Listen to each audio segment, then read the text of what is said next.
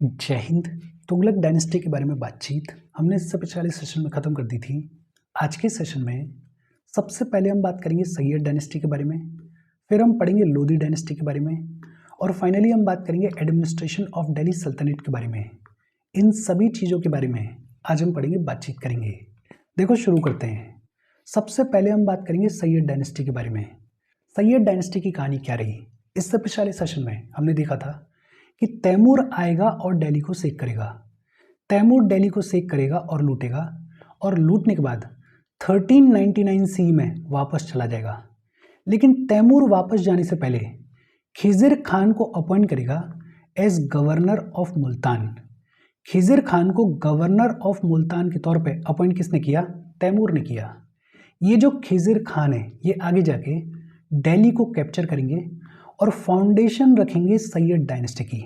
तो ये जो सैयद डायनेस्टी है इसके फाउंडर कौन थे? इसके फाउंडर थे खिज़िर खान।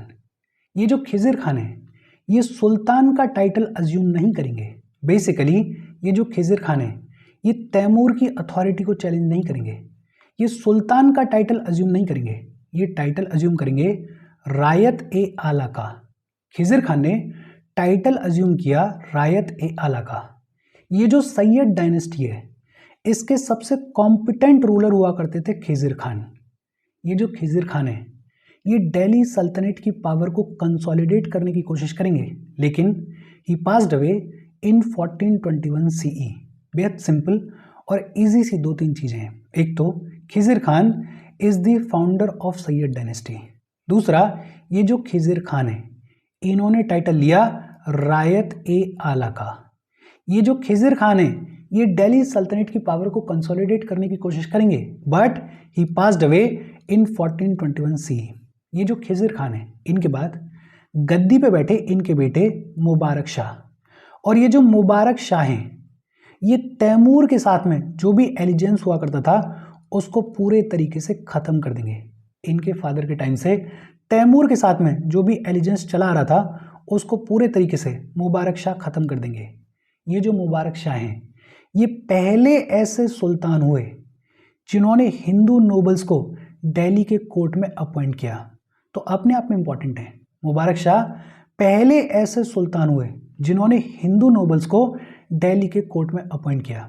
ये जो मुबारक शाह हैं इनके बाद गद्दी पे बैठेंगे मोहम्मद शाह, और ये जो मोहम्मद शाह हैं इनके रेन के दौरान खूब सारी कॉन्स्पिरेसीज देखने को मिलेंगी। इनके रेन के दौरान ये जो नोबल्स हैं ये अपनी पावर को असर्ट करने की कोशिश करेंगे। ये जो मोहम्मद शाह हैं इनका पूरा रेन इसी चीज़ में निकल जाएगा कि ये जो कॉन्स्पिरेटर्स हैं इनको दबाया जाए, ये जो नोबल्स हैं इनको कंट्रोल किया जाए। इवेंचुअली ये जो नोबल्स हैं ये इनके हाथ से निकल भी जाएंगे। ये जो मोहम्मद शाह हैं इनके बाद गद्दी पे बैठेंगे इनके बेटे आलम शाह, और ये जो आलम शाह हैं ये बड़े ही इनकॉम्पिटेंट सुल्तान हुआ करते थे। इस डायनेस्टी के सबसे वीकेस्ट सुल्तान हुए आलम शाह। इतने वीक थे कि इनका खुद का वजीर हामिद खान जो है वो बहलोल लोदी को इनवाइट करेगा। बहलोल लोदी को इनवाइट किया जाएगा आर्मी का चार्ज लेने के लिए। बहलोल लोदी आएंगे और जैसे ही बहलोल लोदी आर्मी का चार्ज लेंगे वैसे ही आलम शाह को समझ में आ जाएगा कि अब उनकी ज़िंदगी खतरे में है। तो ये जो आलम शाह हैं ये अपनी गद्दी छोड़ के चले जाएंगे और बदायूं में जाके सेटल हो जाएंगे, और फिर गद्दी किसके हाथ में जाएगी? गद्दी जाएगी बहलोल लोदी के हाथ में, और बहलोल लोदी जो हैं वो लोदी डायनेस्टी की शुरुआत करेंगे। देखो सैयद डायनेस्टी बेसिक तौर पे एक तो फाउंडर का नाम याद रख लो, खिज़िर खान इज़ द फाउंडर। दूसरा, मुबारक शाह पहले ऐसे सुल्तान हुए जिन्होंने हिंदू नोबल्स को दिल्ली के कोर्ट में अपॉइंट करने की शुरुआत करी। ये जो डायनेस्टी है इसके लास्ट रूलर कौन थे? आलम शाह हुआ करते थे।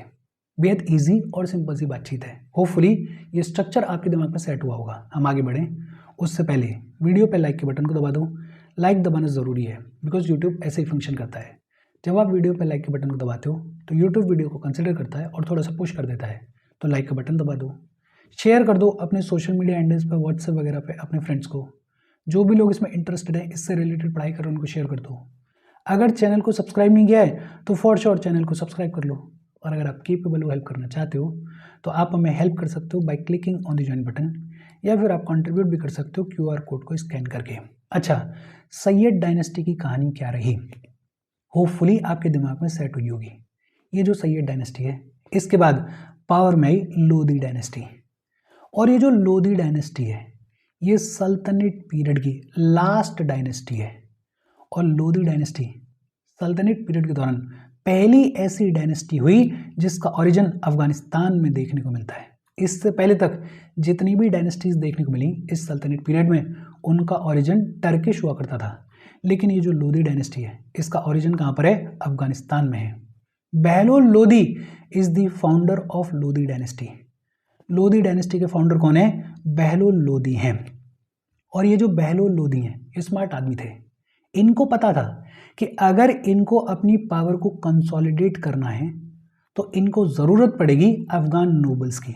और इसीलिए ये क्या कहेंगे, ये कहेंगे कि मैं राजा नहीं हूँ, मैं कोई तुमसे ऊपर की चीज़ नहीं हूँ, मैं तुम्हारा साथी हूँ, मैं अफगान साथी हूँ तुम्हारा, मेरा साथ दो, मेरे साथ चलो, मैं बराबर का हूँ, एक तरीके से फर्स्ट अमंग द इक्वल्स हूँ।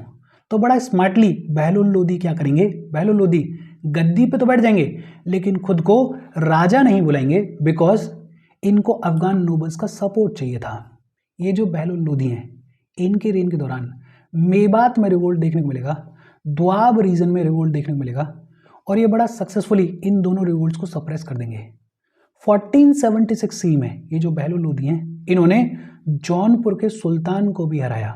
आगे चल के इन्होंने कल्पी और धौलपुर के रूलर्स को भी हराया।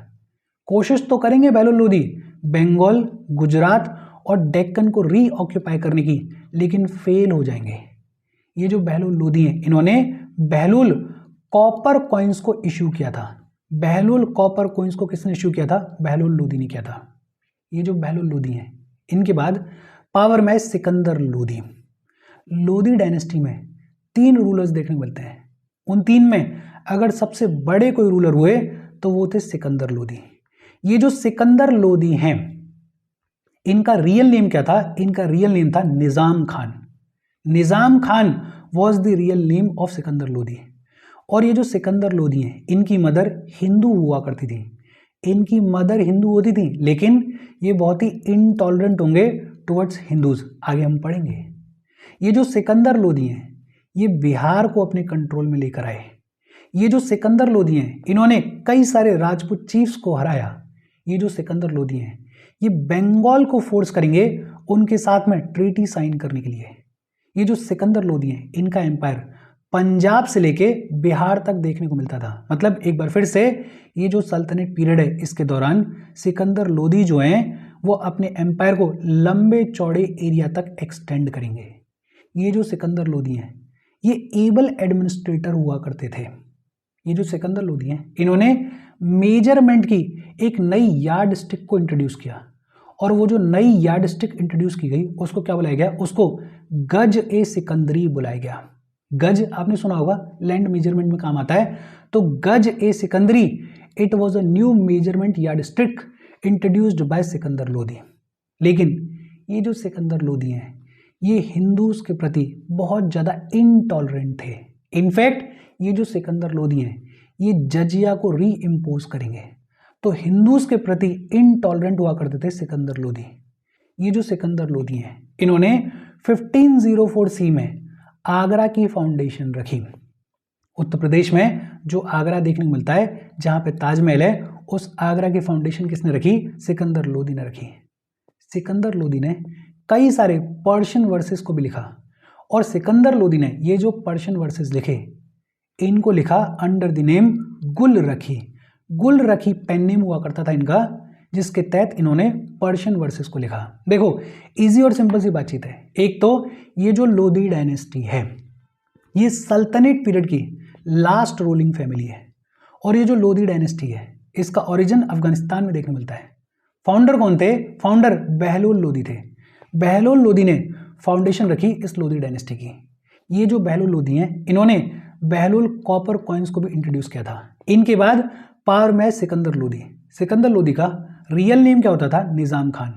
इनकी मदर हिंदू होती थी, लेकिन ये हिंदूज के प्रति बहुत ज़्यादा इनटॉलरेंट हुआ करते थे। इनफैक्ट इन्होंने जजिया को री इम्पोज किया था। ये जो सिकंदर लोधी हैं इनका एम्पायर पंजाब से लेके बिहार तक एक्सटेंड करता था, लंबा चौड़ा एम्पायर हुआ करता था। ये जो सिकंदर लोदी हैं, इन्होंने एक नई मेजरमेंट की यार्ड स्टिक को इंट्रोड्यूस किया, जिसे गज ए सिकंदरी बुलाया जाता था। आगरा की भी फाउंडेशन किसने रखी? सिकंदर लोदी ने रखी। कब रखी? 1504 सी में रखी। ये जो सिकंदर लोदी हैं, इन्होंने कई सारे पर्शियन वर्सेस को लिखा, अंडर द नेम गुल रखी। ये जो सिकंदर लोदी हैं, इनके बाद पावर में आए इब्राहिम लोदी। ये जो इब्राहिम लोदी हैं, ये सिकंदर लोदी के सबसे बड़े बेटे होते थे। ये जो इब्राहिम लोदी हैं, ये बड़े ही एरोगेंट रूलर हुआ करते थे, बड़े ही रिप्रेसिव रूलर हुआ करते थे। इनफैक्ट ओपन कोर्ट में, खुले कोर्ट में ये अपने नोबल्स को इंसल्ट किया करते थे, ह्यूमिलिएट किया करते थे। जो भी इनके खिलाफ आवाज उठाने की कोशिश करता था, उसको सीधे सीधे मौत दे दी जाती थी। ये जो इब्राहिम लोदी हैं, इनको मेवाड़ के राणा सांगा ने हराया था। एक बैटल हुई, battle of Khatauli. Battle of Khatauli लगभग 1517 में हुई, अगर मैं ठीक से याद कर पा रहा हूँ। और इसके बाद एक बैटल ऑफ धौलपुर भी देखने को मिलेगी 1518 या 1519 में। ये जो बैटल है, इसमें राणा सांगा जो कि मेवाड़ के राजा थे, उन्होंने इब्राहिम लोदी को हराया। दौलत खान लोदी जो है, वो पंजाब का गवर्नर हुआ करता था। और दौलत खान लोदी ने बाबर को इनवाइट किया इंडिया को इन्वेड करने के लिए। बेसिकली ये जो इब्राहिम लोदी हैं, ये अपने नोबल्स को एडिक्वेट रिस्पेक्ट नहीं दिया करते थे, और उसकी वजह से इनके जो नोबल्स थे वो परेशान थे। और इस सिनेरियो में पंजाब के गवर्नर दौलत खान लोदी ने बाबर को इनवाइट किया इंडिया को इन्वेड करने के लिए। और बाबर इंडिया आएंगे और देखने को मिलेगी first battle of Panipat. First battle of Panipat कब देखने को मिली? 1526 सी में देखने को मिली। बाबर वर्सेस इब्राहिम लोदी हुआ और बाबर इस बैटल में जीत जाएंगे। और इसके साथ ही ये जो सल्तनत पीरियड है, ये खत्म हो जाएगा। और बाबर जो है वो फाउंडेशन रखेंगे मुगल डायनेस्टी की, जिसके बारे में आगे चलते हम पढ़ेंगे, बातचीत करेंगे। इजी और सिंपल सी बातचीत है। देखो, ये है पूरा सल्तनत पीरियड, या फिर ये कहें कि ये है पूरी सल्तनत पीरियड की डायनेस्टीज। होपफुली ये जो कहानी है एक एक डायनेस्टी की, उसके मेन पॉइंट्स एटलीस्ट आपके दिमाग में रजिस्टर हुए होंगे। अच्छा, अब अगर बात करें मोटा मोटा about the administration under Delhi सल्तनत। दिल्ली सल्तनत एक लंबे चौड़े टाइम पीरियड के लिए रूल देखने को मिलेगा। एक बड़ा ही पावरफुल और एफिशिएंट एडमिनिस्ट्रेटिव सिस्टम जो है वो इमर्ज होगा। और ये जो एडमिनिस्ट्रेटिव सिस्टम इमर्ज होगा, इसका इम्पैक्ट उस दौर के प्रोविंशियल किंगडम्स के ऊपर देखने को मिलेगा और आगे जाके मुगल एडमिनिस्ट्रेशन के ऊपर भी देखने को मिलेगा। एडमिनिस्ट्रेशन सिस्टम में होता क्या था? सबसे पावरफुल हुआ करता था सुल्तान। ये जो टाइटल है सुल्तान का, ये सबसे पहली बार टर्किश रूलर्स ने लिया। सुल्तान का टाइटल सबसे पहली बार टर्किश रूलर्स ने लिया। और महमूद ऑफ गजनी पहले ऐसे राजा थे जिन्होंने टाइटल लिया सुल्तान का। महमूद ऑफ गजनी पहले ऐसे रूलर थे जिन्होंने सुल्तान का टाइटल लिया था। ये जो दिल्ली सल्तनत हुआ करता था, ये इस्लामिक स्टेट होता था। रिलीजन इस्लाम हुआ करता था। हमने देखा है कि इस दिल्ली सल्तनत में कई राजा ऐसे हुए जिन्होंने हिंदूज के ऊपर जजिया लगाया। तो ये जो दिल्ली सल्तनत है, ये इस्लामिक स्टेट हुआ करता था। रिलीजन ऑफिशियली क्या होता था? इस्लाम हुआ करता था। ये जो सुल्तान होते थे, ये खुद को रिप्रेजेंटेटिव ऑफ कैलिफ समझा करते थे। जो इस्लाम में रिलीजियस लीडर्स होते हैं, कैलिफ होते हैं, उनके रिप्रेजेंटेटिव के तौर पे रूल किया करते थे सुल्तान। हालांकि इसके विरोध में अलाउद्दीन खिलजी देखने को मिलते हैं। अलाउद्दीन खिलजी ने कैलिफ की अथॉरिटी को मानने से मना कर दिया था। लेकिन इन जनरल बात करें तो सुल्तान जो है वो खुद को रिप्रेजेंटेटिव ऑफ कैलिफ कंसिडर किया करते थे। इनफैक्ट कैलिफ का जो नाम होता था वो कुतबा में या प्रेयर में इंक्लूड किया जाता था। हमने ये भी पढ़ा है कि इल्तुतमिश, मोहम्मद बिन तुगलक और फिरोज शाह तुगलक, इनको मंसूर मिला था, इनको लेटर ऑफ रिकॉग्निशन मिला था कैलिफ से। तो कैलिफ की अथॉरिटी को रिकॉग्नाइज किया जाता था इन सुल्तानों के द्वारा। सुल्तान जो है वो अल्टीमेट अथॉरिटी हुआ करते थे for military, for legal purposes, for political matters. सुल्तान जो है वो जस्टिस को भी एडमिनिस्टर किया करते थे। अच्छा, ये जो सल्तनत पीरियड है, इसमें कोई भी क्लियर लॉ नहीं था सक्सेशन का कि राजा के बाद या फिर ये कहें कि सुल्तान के बाद कौन अगला सुल्तान बनेगा, उसको लेके कोई क्लियर लॉ नहीं होता था। और इसलिए हमने देखा है कि ये जो सल्तनत पीरियड है इसके अंदर कई सारी डायनेस्टीज देखने को मिली हैं। सभी जो बेटे होते थे सुल्तान के, उनका गद्दी के ऊपर इक्वल क्लेम होता था। इनफैक्ट हमने ये भी देखा है कि इल्तुतमिश ने तो अपनी बेटी रजिया सुल्तान को नॉमिनेट किया था गद्दी पे बैठने के लिए। ये जो पूरा सक्सेशन हुआ करता था इसमें उलेमास और नोबल्स जो हैं वो बड़ा क्रूशियल रोल प्ले किया करते थे। तो सुल्तान की कहानी क्या है? सुल्तान सबसे पावरफुल हुआ करता था, सक्सेशन का कोई क्लियर लॉ नहीं होता था। ये जो टाइटल है सुल्तान, इसको सबसे पहली बार टर्किश रूलर्स ने लिया और उनमें भी सबसे पहले महमूद ऑफ गजनी ने लिया। ये जो दिल्ली सल्तनत है ये इस्लामिक स्टेट हुआ करती थी, रिलीजन इस्लाम हुआ करता था। सेंट्रल एडमिनिस्ट्रेशन की अगर बात करें तो सुल्तान सबसे पावरफुल होता था, लेकिन सुल्तान को असिस्ट करने के लिए बहुत सारे मिनिस्टर्स देखने को मिलते थे। ये जो मिनिस्टर्स होते थे इनको चूज कौन करता था? इनको चूज सुल्तान करता था। और ये मिनिस्टर जो हैं ये ऑफिस में रहते थे at the pleasure of sultan. जैसे आज के डेट में प्रेसिडेंट का प्लेजर होता है, वैसे तब सुल्तान का प्लेजर हुआ करता था। सुल्तान जब तक चाहता था तब तक आप मिनिस्टर रहते थे, जब वो हटाना चाहे तब वो हटा सकता था। जो नायब की पोस्ट हुआ करती थी वो सबसे ज़्यादा पावरफुल हुआ करती थी इस सल्तनत पीरियड में। सुल्तान के बाद अगर सबसे कोई पावरफुल पोस्ट हुआ करती थी तो वो नायब की हुआ करती थी। नायब के पास में ऑलमोस्ट वो सारी पावर्स हुआ करती थी जो सुल्तान के पास में होती थी, और जितने भी डिपार्टमेंट्स होते थे उन सब के ऊपर नायब का कंट्रोल देखने को मिलता था। नायब के बाद जो सबसे पावरफुल हुआ करता था वो वजीर होता था, और ये जो वजीर होता था ये फाइनेंस डिपार्टमेंट को हेड करता था। और फाइनेंस डिपार्टमेंट को क्या बुलाया जाता था? दीवान वजीरत बुलाया जाता था। सबसे ऊपर सुल्तान है, सुल्तान के नीचे जो सबसे पावरफुल इंसान है वो नायब है, और नायब के नीचे जो सबसे पावरफुल इंसान है वो वजीर है। और ये जो वजीर है ये फाइनेंस डिपार्टमेंट को हेड किया करता था, और फाइनेंस डिपार्टमेंट को क्या बुलाया जाता था? दीवान वजीरत बुलाया जाता था। मिलिट्री डिपार्टमेंट देखने को मिलता था, और मिलिट्री डिपार्टमेंट को क्या बुलाया जाता था? दीवान अरज बुलाया जाता था। मिलिट्री डिपार्टमेंट को दीवान अरज बुलाया जाता था। ये जो मिलिट्री डिपार्टमेंट होता था इसको हेड कौन करता था? इसको हेड अरिज ए मुमालिक करता था। अरिज ए मुमालिक used to be the head of दीवान अरज, और दीवान अरज जो है वो मिलिट्री डिपार्टमेंट होता था। ध्यान रखना, ये जो अरज ए मुमालिक है ये कमांडर इन चीफ नहीं होता था। आर्मी का कमांडर इन चीफ सुल्तान होता था। ये जो अरज ए मुमालिक है इसका काम क्या होता था? इसका काम होता था सोल्जर्स को रिक्रूट करना और सोल्जर्स का जो भी काम काज है उसको देखना। ये जो मिलिट्री डिपार्टमेंट है इसको सबसे पहली बार किसने सेटअप किया था? बलबन ने किया था। हमने पढ़ा इसके बारे में। मिलिट्री डिपार्टमेंट को सबसे पहली बार किसने सेटअप किया था? बलबन ने किया था। और ये जो मिलिट्री डिपार्टमेंट है इसको सिग्निफिकेंटली इंप्रूव किसने किया? अलाउद्दीन खिलजी ने किया। अलाउद्दीन खिलजी ने चेहरा सिस्टम को इंट्रोड्यूस किया था, दाग सिस्टम को इंट्रोड्यूस किया था। अलाउद्दीन खिलजी पहले ऐसे सुल्तान थे जिन्होंने सोल्जर्स को कैश में पेमेंट करने की शुरुआत करी। इसके अलावा एक रिलीजियस अफेयर्स का भी डिपार्टमेंट देखने को मिलता था, और ये जो रिलीजियस अफेयर्स का डिपार्टमेंट देखने को मिलता था इसको दीवान रसलत बुलाया जाता था। रिलीजियस अफेयर्स के डिपार्टमेंट को क्या बुलाया जाता था? दीवान रसलत बुलाया जाता था। और ये जो दीवान रसलत होता था इसको हेड कौन करता था? इसको हेड सदर करता था। कौन करता था? सदर करता था।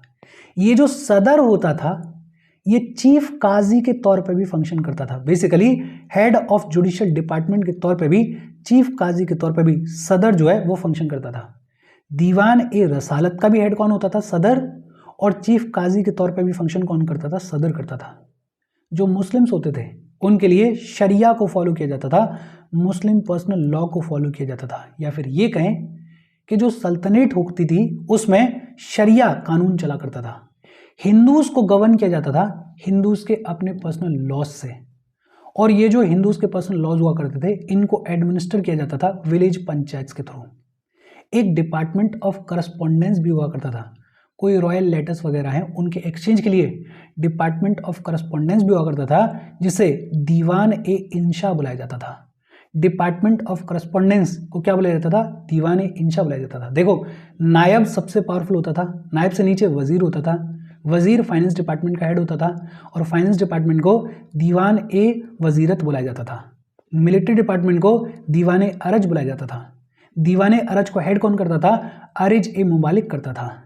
फिर एक डिपार्टमेंट ऑफ रिलीजियस अफेयर्स भी होता था। ये जो दीवान A department of religious affairs हुआ करता था, इसको दीवान ए रसालत बुलाया जाता था और दीवान ए रसालत को हेड कौन करता था? सदर करता था। ये जो सदर होता था ये चीफ काजी के तौर पर भी फंक्शन किया करता था। एक डिपार्टमेंट ऑफ करस्पॉन्डेंस भी होता था जिसे दीवान ए इंशा बुलाया जाता था। फिर इसके अलावा अगर बात करें प्रोविंशियल गवर्नमेंट के बारे में, तो ये जो दिल्ली सल्तनत होती थी इसको प्रोविंसेस में डिवाइड किया जाता था और प्रोविंसेस को इक्ताज बुलाया जाता था। क्या बुलाया जाता था? इक्ताज बुलाया जाता था। ये जो इक्ताज हैं ये इनिशियली नोबल्स के अंडर हुआ करते थे, लेकिन लेटर ऑन ये जो प्रोविंसेस हैं इनमें गवर्नर्स अपॉइंट किए जाने लगे और वो जो गवर्नर्स होते थे उनको मुफ्तीज या फिर वालीज बुलाया जाता था। तो प्रोविंसेस को इक्ताज बुलाया जाता था और इक्ताज जो हैं वो मुफ्तीज या फिर वालीज के अंडर होते थे। ये जो प्रोविंसेस होती थी, ये जो इक्ताज होते थे, इनको फर्दर डिवाइड किया जाता था इनटू शिप्स या फिर डिस्ट्रिक्ट्स।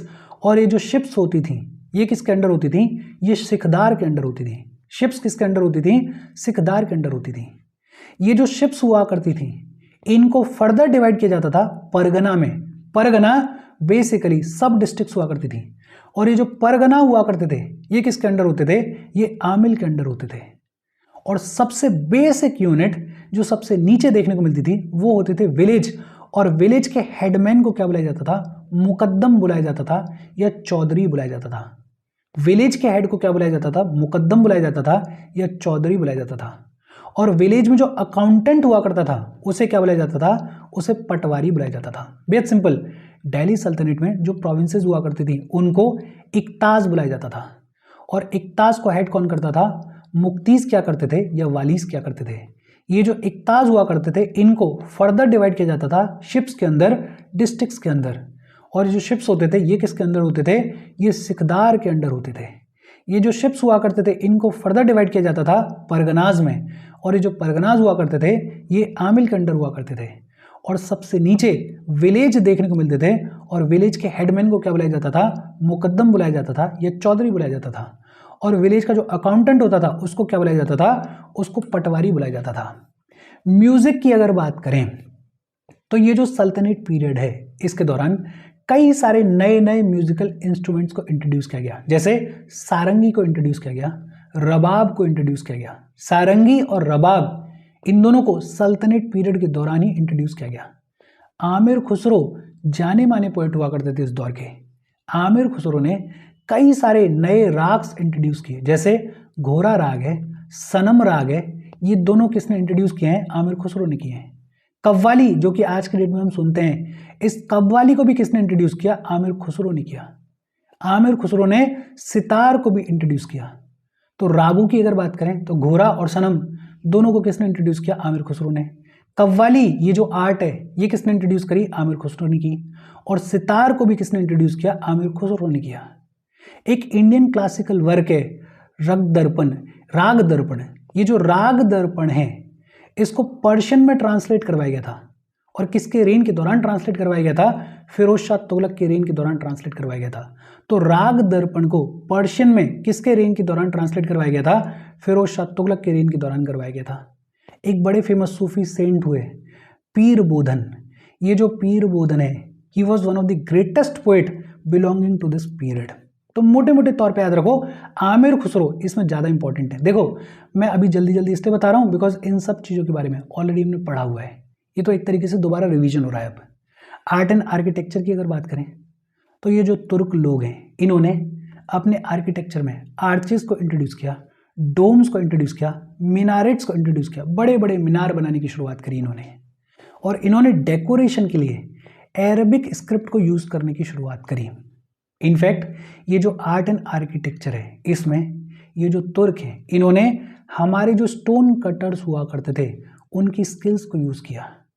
और इनके जो भी आर्ट एंड आर्किटेक्चर है उसमें एक खूबसूरत चीज़ क्या थी कि इन्होंने बिल्डिंग्स में कलर्स को ऐड करने की शुरुआत करी। जैसे अलग अलग तरीके के मार्बल्स को यूज़ किया गया, रेड और येलो सैंडस्टोन्स को यूज़ किया गया। इनिशियली जब ये सल्तनत पीरियड के रूलर्स आएंगे तो ये कई सारे हिंदू टेम्पल्स को कन्वर्ट करेंगे इनटू मॉस्क, जैसे कुबुत उल इस्लाम मॉस्क, जो कि सबसे पहली मॉस्क बनाई गई इंडिया में। वो कुबुत उल इस्लाम मॉस्क जो है, पहले विष्णु टेम्पल हुआ करती थी, विष्णु टेम्पल को ही कन्वर्ट करके कुबुत उल इस्लाम मॉस्क को बनाया गया था। इनिशियली ये जो सल्तनत पीरियड है, इसके दौरान टेम्पल्स को ही कन्वर्ट किया जाता था इनटू मॉस्क। अच्छा, ये जो सल्तनत पीरियड है, इसके दौरान हिंदूज जो हैं वो अपने लिए नए प्लेसेस ऑफ वर्शिप्स को नहीं बना सकते थे, लेकिन हाँ, जो उनके पुराने प्लेसेस थे उनको रिपेयर करने की परमिशन जरूर मिल जाती थी। इस पीरियड के दौरान जो सबसे मैग्निफिसेंट कंस्ट्रक्शन है वो है कुतुब मीनार। कुतुब मीनार की कंस्ट्रक्शन की शुरुआत किसने करवाई थी? कुतुबुद्दीन ऐबक ने करवाई थी। कंप्लीट किसने करवाया था? इल्तुतमिश ने करवाया था। लगभग 71 मीटर जितना टॉल टावर है। किसके लिए बनवाया गया? ये ख्वाजा कुतुबुद्दीन बख्तियार काकी के लिए बनवाया गया है। और ये जो कुतुब मीनार है, इसका जो एंट्रेंस गेट है, अलाई दरवाजा को किसने बनवाया है? अलाउद्दीन खिलजी ने बनवाया है। ये सब भी हमने ऑलरेडी पढ़ा हुआ है। अच्छा, तुगलक पीरियड के दौरान भी कई सारी बिल्डिंग्स बनवाई गई, और तुगलक पीरियड के दौरान ये जो बिल्डिंग्स देखने को मिलती हैं, इनमें आर्च और डोम्स का कॉम्बिनेशन देखने को मिलता है। और ये जो तुगलक डायनेस्टी के रूलर्स हैं, इन्होंने ग्रे स्टोन को यूज करने की शुरुआत करी। ग्रे स्टोन जो कि चीप हुआ करता था और इजीली अवेलेबल हुआ करता था, उसको यूज करने की शुरुआत करी। गयासुद्दीन तुगलक ने तुगलकाबाद को बनवाया था। मोहम्मद बिन तुगलक ने टूम्ब ऑफ गयासुद्दीन को बनवाया था। फिरोज शाह तुगलक ने कोटला फोर्ट को बनवाया था। गयासुद्दीन तुगलक ने तुगलकाबाद को बनवाया था। मोहम्मद बिन तुगलक ने टूम्ब ऑफ गयासुद्दीन को बनवाया था, और फिरोज शाह तुगलक ने कोटला फोर्ट को बनवाया था। अगर लोधीज की बात करें तो इनका जो फाइनेस्ट एग्जाम्पल है आर्किटेक्चर का है, वो है लोधी गार्डन जो कि दिल्ली में देखने को मिलते हैं। और इसके साथ आज की हमारी बातचीत खत्म हो गई। देखो, दिल्ली सल्तनत के एडमिनिस्ट्रेशन को लेके थोड़ी बहुत बातचीत और बची हुई है, जिसको हम अगले सेशन में कंप्लीट करेंगे। यहाँ तक चीज़ें होपफुली आपको समझ में आई होंगी। कोई डाउट हो कमेंट करके पूछ लेना। Thank you very much.